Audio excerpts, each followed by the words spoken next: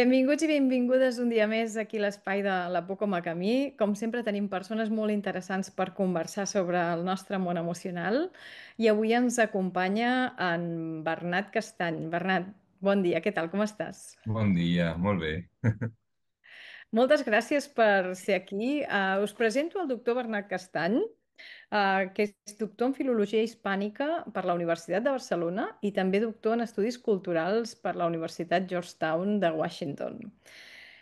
Ha publicat nombrosos articles i llibres que no els citarem pas tots, però sí que vull citar-ne el llibre sobre el que ens centrarem avui, que es diu Una filosofia del miedo, finalista aquest llibre del 49 Premi Anagrama d'Assaig del 2022 i que d'alguna forma és l'essència de la nostra conversa avui. O sigui que moltes gràcies, Bernat, per acceptar la invitació per estar avui amb nosaltres.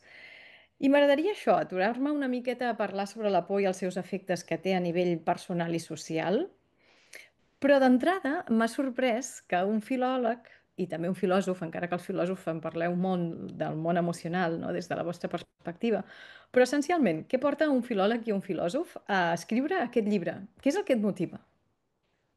Bueno, em motiva, potser el que motiva a tothom.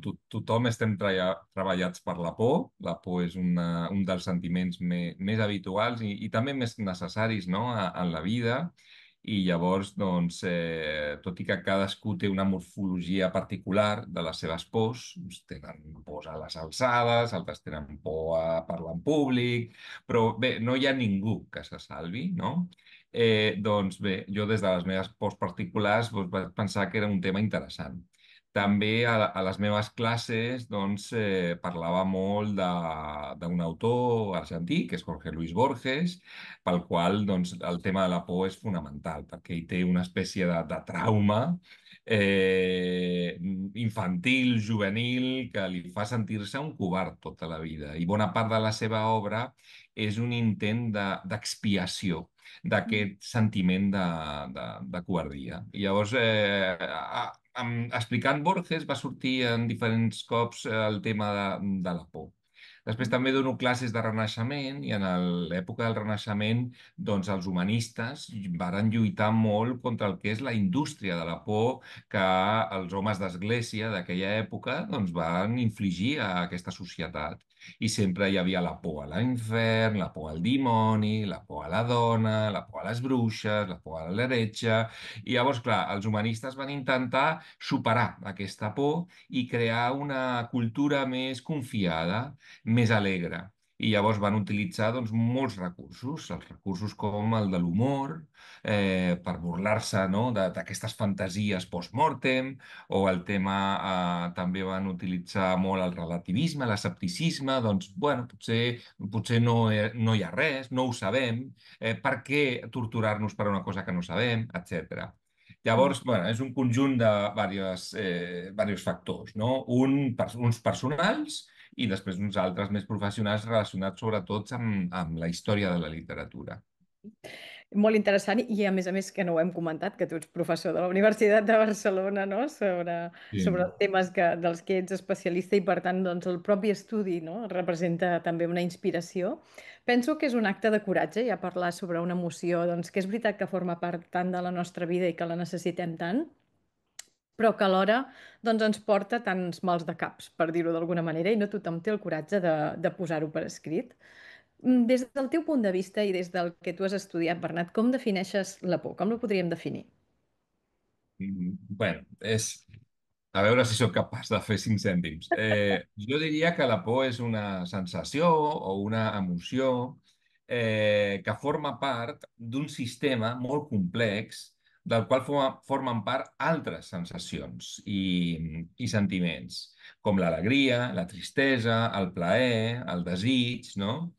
Llavors, són com una espècie de sensors que ens informen i ens motiven. És a dir, ens diuen alguna cosa sobre el que està passant a fora o a dintre nostre, ens informen, i després ens motiven, en el sentit de que ens generen una sensació tan agradable o tan desagradable que ens posen en moviment per repetir-la o per evitar-la. Vale? Llavors, hi ha sensacions agradables, com el plaer. o l'alegria, que ens diu que la nostra vida s'està exercitant, no? S'està exercint, no? En les seves potències i això ens fa sentir bé i llavors això ens fa sentir el desig de repetir allò que estem fent i que ens provoca aquesta alegria. És un sensor que ens fa moure en aquest sentit i que la natura ens ha posat a dintre, diguem-ho així, perquè el nostre ésser doncs, s'augmenti, no? Es potenciï. D'una altra banda, hi ha altres sensacions o sentiments que són negatius, com la por o la tristesa. La tristesa, per exemple, ens diu que hi ha alguna cosa a la nostra vida que no funciona, ens informa, i després ens motiva, ens genera una sensació tan desagradable que idealment, no sempre és així, idealment ens fa canviar la vida per no seguir sentint allò.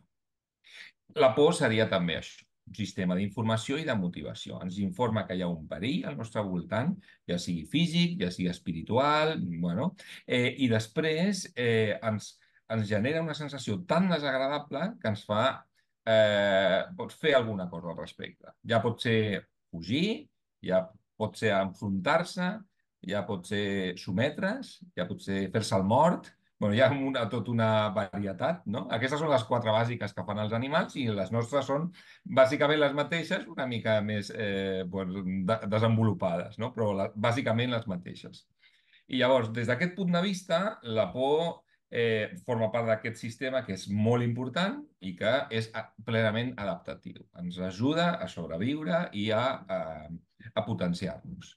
El problema és que aquest sensor es Mhm. pot desajustar, no? I llavors Sí. aquesta por normal, podríem dir, aquesta por adaptativa i plenament desitjable, es pot convertir en una por patològica que el que provoqui ja no és el moviment, sinó la paràlisi, o que el que provoqui no és la informació, sinó la desinformació. Ens pot fer veure allò que no hi ha o ens pot paralitzar o sobreactuar en un moment en el qual seria millor doncs, esperar, per exemple, una qüestió més oportuna. Llavors, Mm. jo diria que la por és, per resumir, no? Aquesta sensació o sentiment que ens informa i ens motiva i que pot ser normal o adaptativa quan funciona de manera adaptada a la realitat i provoca realment una reacció positiva a nosaltres i pot ser patològica quan o ens desinforma o no provoca una reacció adequada. Mm. I tal qual, no? És a dir, que és una de les emocions desagradables, també anomenades negatives, que no per això dolentes, doncs que ens han ajudat més a sobreviure, tal i com tu dius, no? Gràcies a elles, doncs, hem sobreviscut a perills, se'ns informa, no? Aquest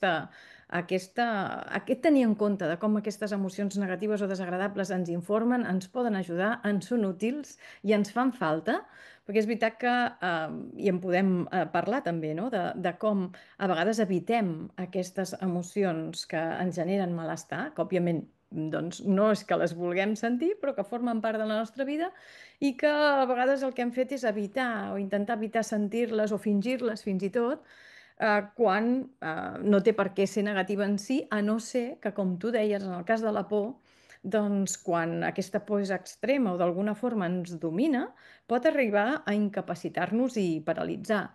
I penso que potser seria interessant que poguéssim explicar això, no? De com podem distingir aquesta por doncs, que pot ser útil, funcional, adaptativa, d'aquesta altra que pot ser incapacitant o paralitzant. Mhm. Bé, doncs segurament bueno, l'ideal seria conèixer una mica quins són els tipus de distorsions, no? I podríem parlar de... Jo en el llibre ho he estructurat en quatre tipus de distorsions perquè segueixo, i sempre ho faig, un esquema en quatre parts, que és el que normalment seguia la filosofia antiga. Una primera part que parla del coneixement, no? I que es pregunta sobre els límits, els protocols de les nostres formes de conèixer. Un segon moment seria l'ontologia, serien les nostres idees sobre la realitat i la manera en com ens inscrivim en ella. Un tercer moment seria el de l'ètica, És a dir, la manera en com, bueno, perseguim la felicitat, aquest és un tema complex i que necessita més desenvolupament, però diguem-ho així, és una bona vida bona, no? I finalment, la part de la política, que és convivint amb col·lectivitat, no? I llavors, la por infligeix, doncs, distorsions en aquests quatre nivells, que estan, a més, molt interconnectats. En un primer moment, doncs, la por pot distorsionar el nostre coneixement, no? Ens pot fer veure el que no hi ha, és a dir, Mm. generar doncs, al·lucinacions, no? Pot distorsionar el que sí que hi ha. No? Hi ha un proverbi rus, no? Que diu que la por té els ulls molt, molt grans, no? És a dir, exagera tot. També pot confondre la nostra capacitat de coneixement o pot excitar la nostra imaginació d'una manera doncs, poc adaptativa, no? També la por ens fa ser més dogmàtics, perquè Mm. quan sentim por volem tenir alguna seguretat. I què passa? Quan volem d'una manera desesperada alguna seguretat, estem disposats a acceptar qualsevol cosa, no? I paradoxalment acabem acceptant potser el més insegur que hi ha. I llavors aquesta por genera aquest dogmatisme sobrecompensador, no? I és molt perillós, perquè llavors apareixen una sèrie d'oportunistes, no? Que el que fan és vendre aquestes seguretats. Mm. Bé, això en l'àmbit del coneixement, no? Si veiem llavors que la nostra por ens pot estar fent distorsionar, no? Pot estar distorsionant el nostre coneixement de la realitat, doncs hem de sospitar. I sobretot, com podem lluitar contra això? Doncs aprendre, no? És conèixer, veure la realitat, exposar-s'hi. Bé, com sempre, el coneixement doncs, és llibertat, no? I això els il·lustrats, no? Que el seu lema era allò de gosa saber, no? L'atrévete a saber. Doncs clar, està relacionat amb la por, no? Vol dir que el coneixement pot ajudar-nos a superar certes pors, no?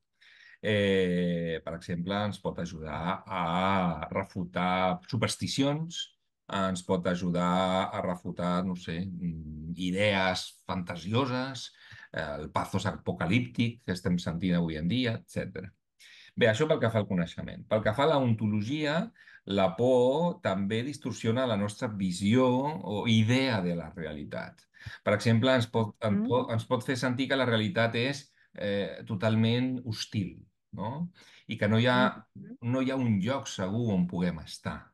I llavors ens fa Mm. retirar-nos de la realitat i quan més ens retirem de la realitat, doncs més por ens fa aquesta realitat perquè perdem aquesta familiaritat, perdem una mica aquesta, si vols, tolerància, en un sentit gairebé químic, no? Biològic, tolerància, i llavors generem una espècie d'al·lèrgia a l'alteritat. No suportem allò que és diferent. No? Això ens passa no només amb la natura, diguem-ho així, sinó ens passa amb les persones, sobretot. No? Quan més ens retirem i menys contacte tenim amb les persones que són diferents a nosaltres, això ens genera una seguretat, no? Bé, nosaltres som els bons, també, ells són dolents, i això genera una espècie, alimenta el nostre narcisisme, però també alimenta aquesta espècie d'al·lèrgia, no? Ontològica, que llavors ens comença a resultar insuportable la mera visió, la mera audició de l'altre. No? I això és molt, molt perillós. Llavors, aquest procés està dominat, no? Per la por, i per revertir-lo jo crec que el millor és una exposició progressiva i controlada a l'alteritat. Tenir sempre aquest contacte amb allò altre. Eh, bueno, això es pot aconseguir, doncs, bueno, hi ha moltes maneres d'exposar-se a la diferència, llegint coses diferents, no? Veient pel·lícules que ens exposin a aquesta diferència, parlant amb gent diferent, viatjant d'una manera oberta, bueno, està obert, no? Mm. Després, la por també distorsiona l'àmbit de la felicitat, no? De l'ètica. Bueno, i és evident, doncs, tots els camins dels que parlaven els clàssics, no? Per arribar a la felicitat, doncs, el plaer dels epicuris, la llibertat dels cínics, l'ataràxia o la serenitat dels escèptics, la potència o virtut dels estoics, la contemplació, no? Dels aristotèlics. Doncs aquestes vies eh, doncs són totes bloquejades per la por. Quan un té por, el plaer desapareix. No? No, el que menja no li sap bo, el que beu tampoc, el sexe desapareix, no gaudeixes d'estar amb els amics. Quan hi ha por, el plaer desapareix. Quan hi ha por, la serenitat també desapareix. Quan hi ha por, tampoc és possible una contemplació gratuïta de la realitat, perquè la realitat es divideix en dos, allò que és segur i allò que és perillós. I ja no Mhm. som capaços de veure molts altres colors, moltes altres dimensions, que és, i desconnectar allò que diu Aristòtil de la mirada utilitària. Tot és útil per sobreviure o perillós per morir. I finalment també la por redueix la nostra potència, que és un dels grans generadors de l'alegria, és aquella sensació que les teves potències s'estan exercint, no? No sé, si jugues bé a tenis i estàs jugant bé, doncs ja sents una cosa, una espècie d'alegria, o si estàs llegint un text difícil i l'entens, sents aquesta alegria, estàs exercint una potència, no? Quan ajudes algú també, hi ha una potència ètica que també s'està exercint. Doncs la por impedeix, no? Que que aquestes potències s'exercitin i llavors ens redueix les fonts de l'alegria, no? I finalment, en l'àmbit de la política, la por doncs el que fa és atomitzar el teixit social, augmentar aquesta desconfiança i llavors això augmenta la impotència col·lectiva, no? Perquè estem sols, no podem fer res. Llavors apareixen els mercaders de la por, que ens prometen, bueno, primer exciten aquestes pors, no? Bueno, després, si vols, parlem de la Sí, diferència entre ansietat i por, que és sí, ho interessant. podem parlar, sí. Sí, exciten aquestes pors i, bueno, i s'aprofiten per treure un rèdit econòmic, polític, o que sigui, no? Bueno, més o menys. Hi ha molt de tema darrere de tot el que has comentat i podríem estar estona només en cada un dels quatre punts, no? I si et sembla, podem recuperar aquest final, aquest últim, no? De com els mercaders de la por que tu has anomenat, que m'agrada molt aquesta expressió, no? Poden d'alguna forma injectar aquesta por a nivell social i també promoure, no, el contagi de la por. Les emocions sabem que es contagien com un virus social i hi ha emocions que són molt, molt, molt contagioses, com la por, no? Diries que actualment vivim una mica en una època en la que es lidera més des de la por, és més fàcil, no sé si és més fàcil o no, però es lidera més des del punt de vista polític, des de la por, i quins efectes té això, no? A nivell social, que ja n'has anomenat algun, però quins Mm. efectes està tenint això? Bé, això sempre és complicat, si avui més que en altres Ja, temps. És un tema que surt molt i, bueno, en molts cops m'han dit, quin llibre tan oportú. Em van dir el 2022, el vaja, 2023 també, el 2024 també. I dic, bueno, és que segueix sent oportú, segueix sent sempre, oportú. sempre ho serà, no? Aquest és el problema. Bé, sobre si hi ha més por avui o no, jo, d'una banda, bueno, d'una banda diria el següent, espero no allargar-me molt. Jo diria Mm, com Kant, no? Que això és una pregunta metafísica, que és una mm, d'aquestes preguntes que sobrepassen les nostres capacitats cognoscitives i generen respostes a favor i en contra que tenen el mateix pes. Per ja. exemple, existeix el progrés polític? Podríem aportar el mateix pes argumentatiu a favor i en contra, no? Jo Ja, diria, doncs, mira, sí que hi ha progrés perquè, no sé, mira la medicina, mira la tècnica, mira els drets I altres dirien, no, però mira, la tècnica pot acabar amb l'ésser humà amb una guerra nuclear, la medicina, no sé què, tal. Llavors, s'equilibren. I llavors, enfront d'aquest... bueno, i la pregunta sobre la por, si hi ha més por o no, forma part una mica d'aquestes preguntes i podríem aportar doncs, arguments a favor i en contra. D'una banda, doncs, sempre, la humanitat sempre ha tingut por, no? imagina la Primera Guerra Mundial, no? Molts milions, no 100.000 o 200.000 morts, no, desenes de milions de nois de 18 anys, de 20 anys, que moren, amb tot el seguit, no?, de mares, vídues, pares que s'han quedat sense fills, és a dir, va ser un cataclisme. La Segona Guerra Mundial, el mateix. La Guerra Freda, mateix. La crisi dels míssils, el mateix. Així sempre, no? I si anem cap enrere, el mateix. El segle XIV, la pesta negra, mor gairebé una tercera part de la població europea. La por al turc, la por a no sé què. I si mirem altres cultures, doncs la por dels asteques o dels inques, quan van arribar ja els conqueridors i tot va acabar. És a dir, sempre hem estat dominats, no?, per la por. Això, o dominats o almenys treballats per la por. Ja. Mhm. Eh, d'un- eh, Llavors, què diu Kant enfront d'aquestes preguntes que podem respondre en un sentit i en un altre? Ell el que diu és que ja que no sabem quina és la resposta, el que hem de fer és escollir aquella opció que més afavoreixi la vida. Una Mm. pregunta. Som lliures o no? Doncs no ho sabem. Tenim raons a favor i en contra. Doncs el que diu és, si tu esculls l'opció de que sí que som lliures, aquesta opció tindrà efectes de llibertat. Si tu esculls l'opció que sí que hi ha progrés, això tindrà efectes de progrés.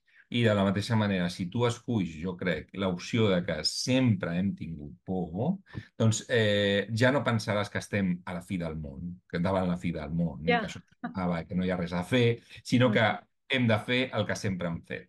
És a dir, lluitar contra la por, diguem-ho així, patològica o induïda, no? Mhm. I llavors, sí, jo crec que avui hi ha tota una sèrie, dit això, no? Hi ha tota una sèrie de factors objectius que fan bueno, que no sé si augmenti la por, però sí que han aparegut nous espectres de por. Per Mhm. què? Perquè han desaparegut uns altres. Per exemple, avui hi ha molt poca gent, fins i tot creients, que es morin o visquin amb por d'anar a l'infern. Però Mhm. aquesta por va ser una por massiva durant molts segles. I potser no tenien altres pors. No tenien internet, no tenien por a engreixar-se o el que sigui, però tenien aquesta por que els treballava tota la vida i alguna gent molt. I nosaltres ja no tenim aquesta por, però tenim altres, no? I llavors per això dic que és molt difícil, no?, fer aquest balanç. Però, evidentment, si aquesta por ha desaparegut, han aparegut altres noves i sobretot el que han aparegut són uns mitjans tècnics que, que han multiplicat, jo crec, no sé, no sabria com dir-ho. Jo Les l'altre dia possibilitats de pensava... difondre, Com? perdó, les possibilitats de difondre i d'escampar Sí, aquesta por, potser a través de, d'aquesta tecnologia. exacte, de difondre-la i també de percebir-la, no?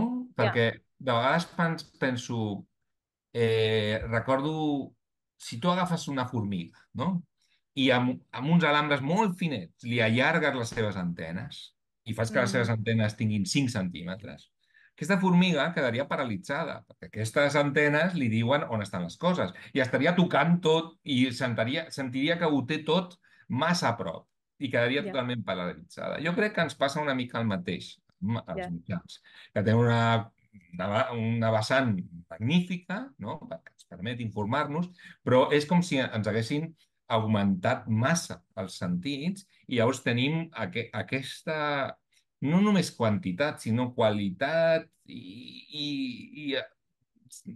no sé, d'informació que Ja. ens ha deixat una mica paralitzats, no? I llavors, Mm. això també és un problema. No només la generació de relats, sinó l'altre. Clar.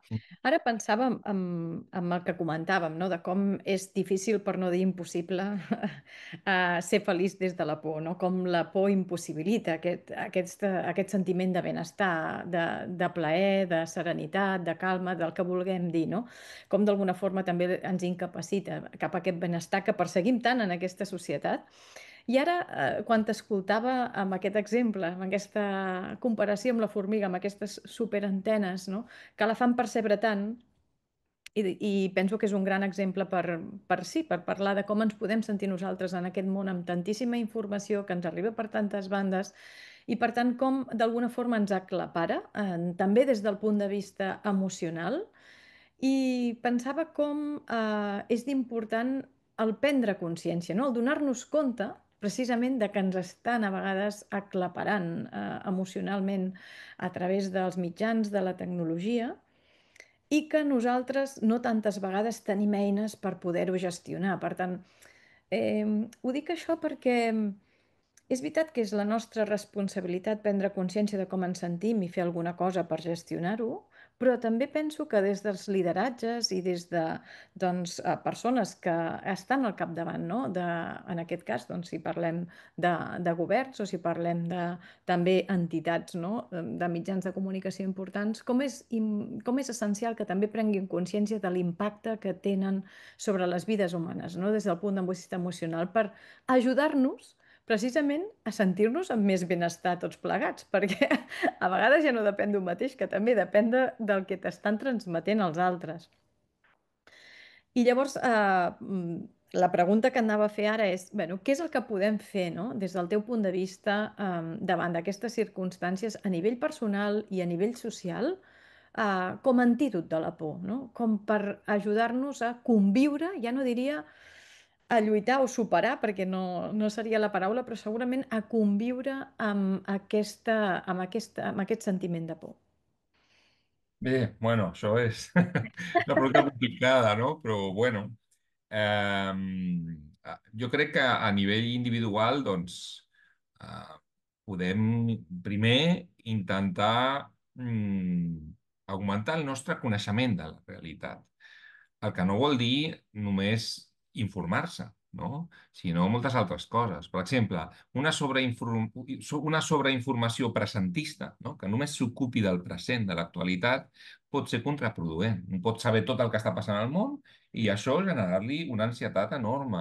Per què? Perquè no és capaç de comparar aquesta situació actual amb situacions d'altres moments de la història, el que hem fet abans, no? Comparar el que està passant i dir, home, això ja ha passat en moltes ocasions abans.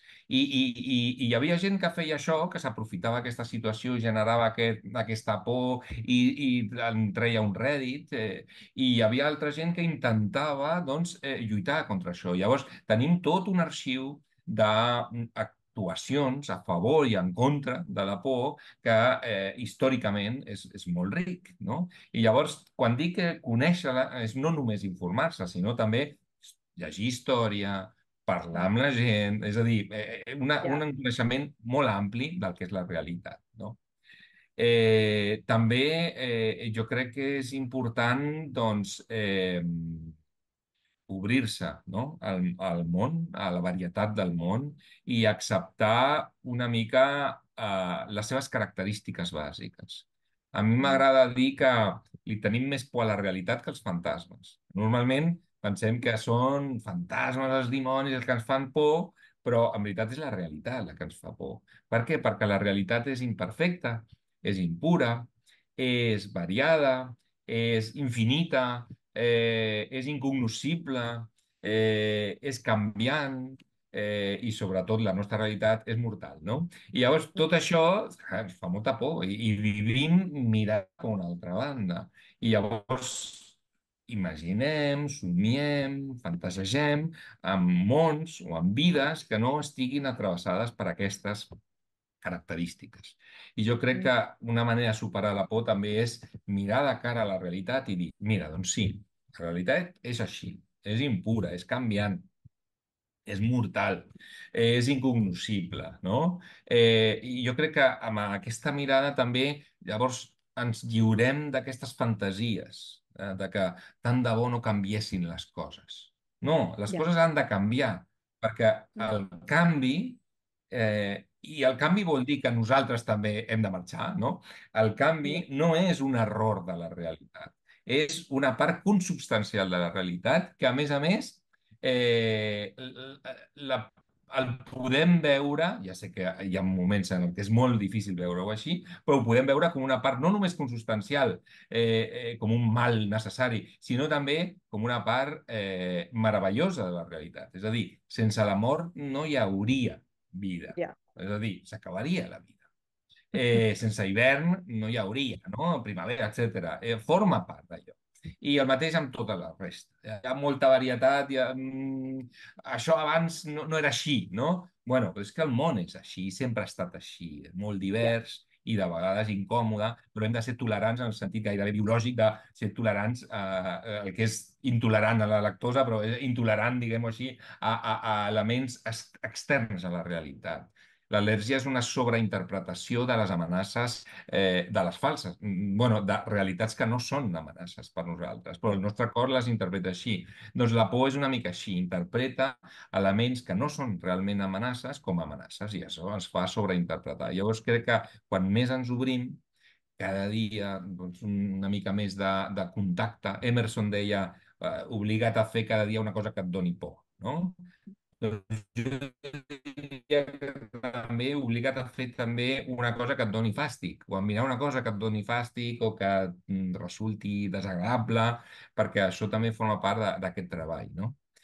I bé, i també, vaja, per no allargar-me a nivell col·lectiu, doncs clar, hi han coses més específiques que jo crec que són necessàries. Jo no sóc un especialista en aquests temes, però clarament en l'àmbit d'internet, de les xarxes socials, hi ha elements que jo crec que necessiten una certa regulació. No sé de quin tipus, Ja. però si realment els algoritmes afavoreixen totes aquelles notícies que són negatives i que donen por perquè això afavoreix la permanència de la gent davant de la pantalla, això vol dir que la nostra vida, que ja és, no sé si majoritàriament, però en bona mesura digital, està escurada sistemàticament cap a la por.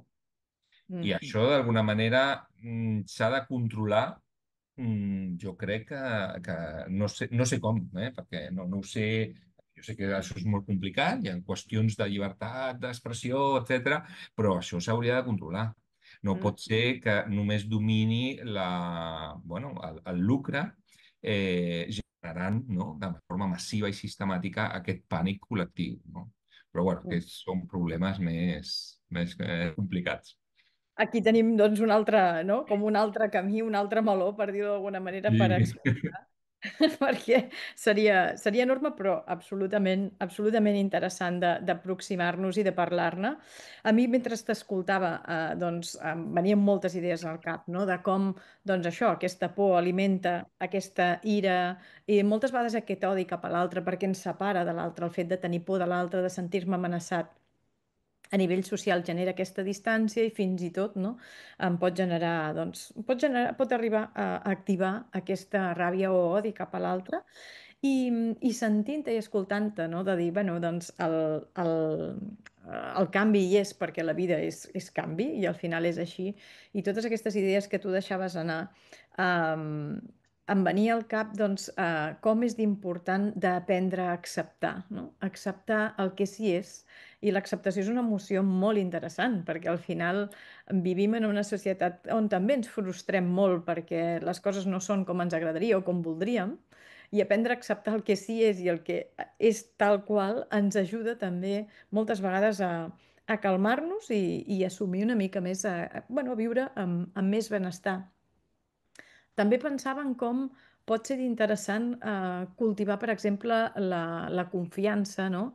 O l'empatia entre les persones i com això ens acosta i d'alguna forma podria diluir aquesta por, no? A part de que pot ser interessant doncs exposar-se a aquesta por i travessar-la i que d'alguna forma això alimenta, no? Jo tinc por a l'altre, em puc sentir amenaçat per l'altre, però en el moment en què faig un acostament, no? I confio una mica en què l'altre pot ser, doncs no, potser no m'amenaça tant com jo m'imagino, en aquest imaginari de la por, també guanyo més confiança, puc empatitzar més amb l'altre i això ens ajudaria que aquesta societat d'alguna forma anés alimentant cada vegada més aquest benestar social que tanta falta ens fa, no? Que tanta falta ens fa. No sé si voldries afegir alguna altra idea perquè el tema és molt ampli. Alguna Sí, idea per tancar? és molt ampli. Sí, sí, m'he oblidat de dir aquesta part política que realment, bé, és una cita que a mi m'agrada molt i que he repetit molt, però crec que és molt útil i la diu Max Aup en algun tiempo a esta parte, diu que allò contrari de la por no és el coratge, sinó la solidaritat, no? Evidentment, la solidaritat en un sentit del llaç social, no? El teixit social. I jo crec que això és fonamental, no? És fonamental vivint en societats que, bueno, no sé si més o menys que abans, perquè abans hem dit que això era difícil, però sens dubte que estan bastant atomitzades. Vivim en petites illes individuals, és molt difícil establir connexions que no siguin merament interpersonals, d'amistat o de coneixement, i falta aquest teixit social de tot tipus, no? Associatiu, sindicalista, polític, cultural. Jo crec que això ens falta una mica i això sí que ajuda, no? A superar aquesta por i sobretot no només a superar la por com una experiència subjectiva, no? Sinó a canviar els factors objectius que fan que tinguem més por, perquè això també és important, perquè si un viu en una societat on la precarietat laboral és molt gran, doncs clar, és evident, és normal que tingui por. I no li pots demanar, no tinguis por. Mira, té aquest llibre sobre els estoics perquè aprenguis a no tenir por en una societat Això mateix. precària. Home, doncs això és traspassar la culpa i fer un dany encara més gran a la persona, a la víctima, no?